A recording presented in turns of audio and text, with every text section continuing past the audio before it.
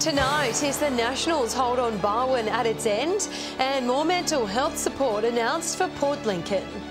From our 7 Spencer Golf studios, your nightly news with Louise Hedger begins now. Good evening. The shooters, fishers and farmers look set to win the seat of Barwon after a big swing in the party's favour. Candidate Roy Butler says the current vote numbers are encouraging, but he's not celebrating just yet. Patrick Reinke has just filed this report. The Nationals' almost 70-year hold of the Barwon electorate could be coming to an end. Mr Butler is likely to make history this week, becoming the first non-country Nationals Party member for the region. If the people of the Barwon electorate want me to be the representative, I'll do that with every bit of skill and every bit of energy I've got. Like anything else I've done in my life, I will do the best job I possibly can for them and throw my heart and soul at it. Mr Butler garnered a large amount of support across Barwon in Saturday's state election. Right now, just over 47% of votes have been counted, Mr Butler leading the Nationals' Andrew Scheer by 2% in first preferences. Labor's Daria Turley has 19%, the Broken Hill local losing some of the Silver City booths to the shooters. The Greens' Lee Williams, along with a host of independents and other parties, make the remaining 15%. On the two-party preferred, the shooters, fishers and farmers saw a 21% swing. Mr Butler saying the Nationals are paying the price for neglecting regional New South Wales. 4 years will go very quickly, and there's a stack more seats, and if they want to see more seats fall to minor parties or other groups, all they need to do is keep ignoring regional New South Wales. Outside of Barwon, and Labor's Shadow Water Minister Chris Minns looks poised to retain his seat of Kogarah. There's speculation Mr Minns may challenge Michael Daly for the party leadership. For Jeremy Buckingham, a long-time water activist for the region, it's unclear if he'll keep his upper house seat. Results should be known by Wednesday. And the state will soon have a new regional water minister after Niall Blair declared he didn't want a new role in the ministerial team. In a statement, Mr Blair said the level of aggression towards him regarding water policy had a major impact on the decision. But he says he stands by every decision he's made and believes the benefits will be felt in the years to come. More than 50% of the Barwon votes are yet to be tallied. Whyalla Aged Care says it has plans in place to overcome a shortage of specialist dementia beds for the area. Its CEO says a new $10 million facility is expected to be completed later this year. Much needed and close to completion. Whyalla Aged Care is counting down the days until this new specialist dementia building is completed. Well advanced in building another 14 dementia-specific beds, and those beds should be finished around August, September this year. The only aged care provider in town is currently not accepting new patients due to accreditation issues raised earlier this year. As we reported last week, this has forced some Whyalla families to send their loved ones to homes in other nearby cities until a space opens up. Ms Walker is sympathising with families over the unfortunate situation. We're doing everything possible to get them back to Whyalla as soon as possible. Ms Walker says a new $10 million building will be state-of-the-art. Comfort is a focus, with the new building to have a number of living spaces. Everything down to the colour of the walls has been specifically designed to meet the complex needs of dementia patients. There'll also be a garden developed to give residents an area to enjoy the outdoors. Enjoy natural environment, so we're designing our gardens with fruit trees and vegetable gardens and lots of flowers in the garden. With this new building plus 10 beds currently empty, 24 extra places will become available for patients by the end of the year. John Hunt, 7 Spencer Golf News. The federal government has today announced a $1.5 million investment into mental health support in Port Lincoln. The funding paving the way for a Headspace service to be set up in the town. The development of a Headspace service is in store for Port Lincoln to support our youth struggling with mental health issues. The funding commitment is around about $1.2 million over 4 years, which will find us the premises, get it set up, and then staff it over the next 4 years. 1 in 4 young Australians currently experience a mental health condition, with 75% developing before a person turns 25. We know that if we could nip this off earlier, like early intervention, we have better results. The Headspace service is already established around the Eyre Peninsula with programs in Port Augusta and Whyalla, offering the community support when it's needed most. It provides some meeting area, some social area, provides counselling, it'll provide reference or drop-in medical services. The program will build upon current mental health services, the local council welcoming the news. There has been a gap in the mental health aspects for youth in our region, and this will fill that gap. It will create a more robust health profile for the region. The funding comes just in time before our nation heads to the polls to have their say in the federal election. Nathan Regter, 7 Spencer Gulf News. A man has been caught drink driving more than 3 times the legal limit in Broken Hill at the weekend. It's one of 3 drink driving incidents over the weekend which were reported by police.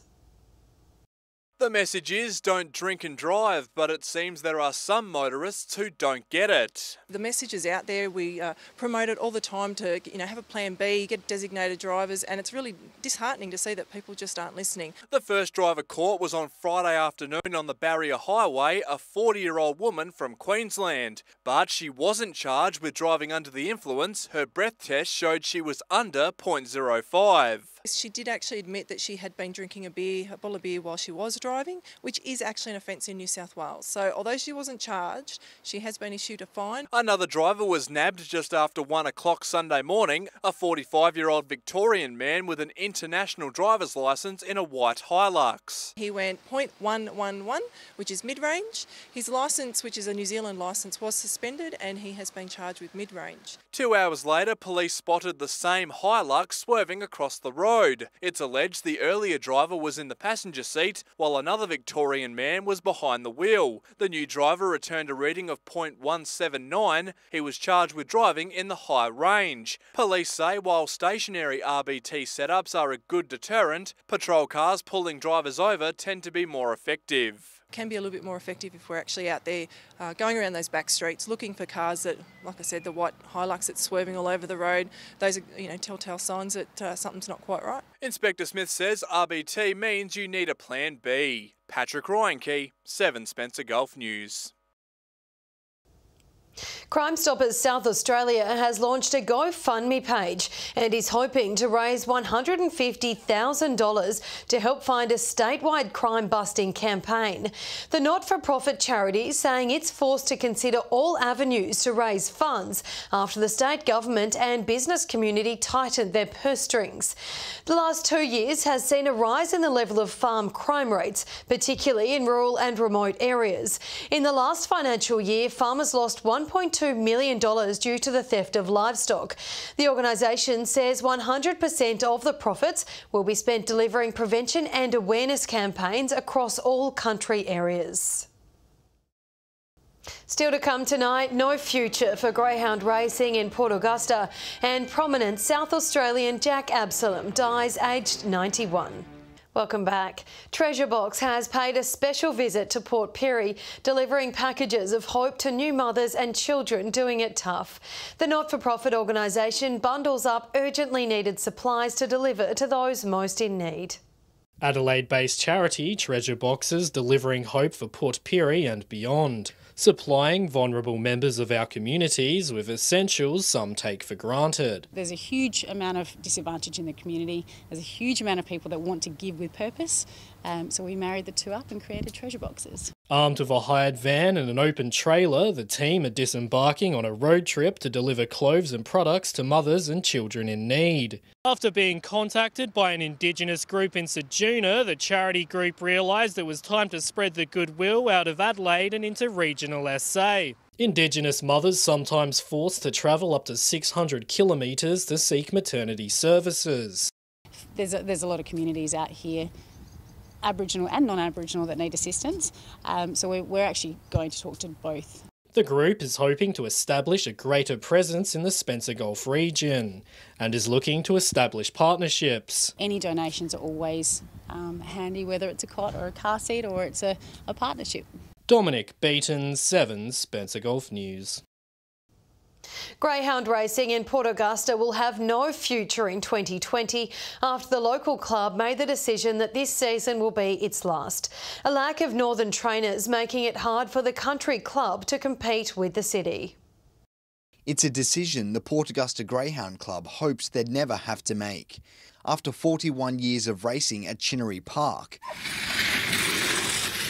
this season will be their last. It is a shame that it's going to stop. The club making the tough call after years of dwindling nomination numbers for their northern race meets. I haven't had the depth or either in the fields or the number of races at each meeting that they would like to have had. A new track at Murray Bridge and changes to the racing schedule, making it even harder to attract metropolitan trainers and their greyhounds. And it's so much easier for people to choose to go to Adelaide and Murray Bridge with their dogs and leave out Port Augusta, which is really unfortunate. Local member Dan Van Hulst Pelican has been a patron at the club for 8 years and says the efforts of the volunteers have helped create a family-friendly environment. I can't speak highly enough of the people who've run this club for so long. Racing officials urging people to head down to the track in support of the club's farewell tour. They've worked hard and would love to really celebrate that moment when it comes. Garth Burley, 7 Spencer Golf News. South Australian bushman, painter and author Jack Absalom has died aged 91. Born in Port Augusta, Mr Absalom was best known for his paintings and bush survival tips on television in the 70s and 80s. He helped found the Brushmen of the Bush painting group, which helped raise millions of dollars for charity. Mr Absalom passed away in hospital in Broken Hill on Friday. A surprise audit of the Whyalla Childcare Centre has given it a clean bill of health. The Education Standards Board visited the council-run centre in February, speaking with staff about a number of topics. The final report confirmed the centre complied with all legislative requirements. In a statement, Mayor Claire McLaughlin says it's a fantastic result for both council and families who use it. Port Perry's Road Safety Centre has undergone a facelift, with the roads resurfaced, making for a smoother ride for local schoolchildren. The roads have been out of action since last year while the work took place. The green light is back on. Students from across the Mid-North again have access to training roads here at Port Perry's Road Safety Centre. It was identified that we needed to do some repairs here, so we've replaced some sections of curb and we've resurfaced it and redone the line marking. The surface had become a safety concern, with cracks beginning to form across a number of sections. The road centre's been here for a long time and it was starting to get deteriorated and fill up with water and the road was sinking. For the local council, extending the lifespan of the facilities was a high priority. The centre, the only one of its kind in the Mid-North. A popular destination for schools to take an educational day out. Schools as far as Clare and Peterborough coming here to use the facility, so it's important that it's maintained to a good standard so that it's safe for everyone to use.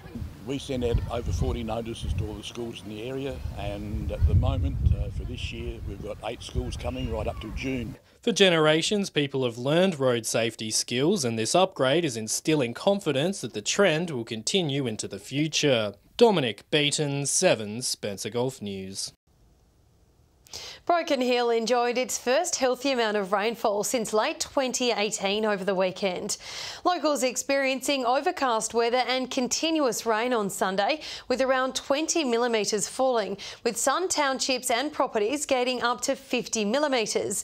A number of streets flooded, while this roundabout on Gibson Street was almost completely submerged. The cool conditions look set to continue for the rest of the week. We'll bring you more weather later in the bulletin.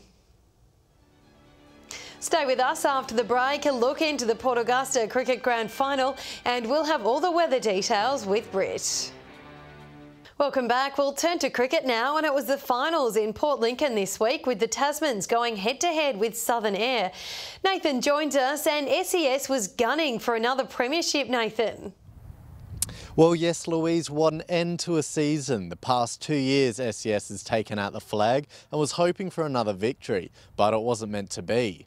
It was a good and fast start with Jacob Watson batting for Southern Air, getting 47 runs off 46. A strong opening, but the wickets fell fast, leaving them with a total of 107, Matt Dyer taking 4 wickets. Tasmans came up to bat and it was slow and steady to win the race, the team coming on top with the opening batsman George Wilkes making 37 runs. It was all done and dusted in the 40th over with Tasmans making 110 to take out the premiership. B-grade out at Wongaree saw Charlton go against Southern Air. Charlton batted out all of their overs with lead scorer Liam Knight taking out 36 with a total of 129. Parker opened the batting with 23 runs. It was all done by the 40th over with SES falling short with 98. Charlton's Corey Stevens was the best for the winners, taking 3 wickets, sealing their victory. And with cricket now done and dusted for the season, the footy will be back with us in just a few weeks. Can't wait. And what an exciting time it is. Thanks for that, Nathan. Now time to take a look what's happening in the weather. Here's Britt. Well, Louise, as you mentioned, Broken Hill received some much-needed rainfall over the weekend, with lower temperatures continuing into this week. Port Augusta 22 today, Whyalla and Port Pirie both 21, Port Lincoln and Adelaide 19, Broken Hill 23. Wisps of jet stream cloud keeping our region mostly dry today. Tomorrow a high pressure system will establish south of the Bight, moving east towards the Tasman on Wednesday. On the waters, southerly winds tending southwesterly at up to 20 knots with swells to 1.5 metres. And the mild conditions continue tomorrow. Port Augusta sunny and 23, Whyalla and Port Lincoln both looking at a top of 21 degrees, Coffin Bay 19, Woodner 23, Corn 22, Broken Hill 21, Port Pirie 24, Clare 20, Cleve 19 and Kadina 23. Wednesday is looking fine and partly cloudy at Port Lincoln with a top of 22, some showers expected on Friday. Cleve looking sunny Wednesday and Thursday, Friday showers and 19. Woodner with sunny days ahead. Whyalla sunny on Wednesday with a top of 25, Thursday sunny and 27. Port Augusta warming up slightly, 27 on Wednesday, Thursday 29. Kadina looking sunny as well.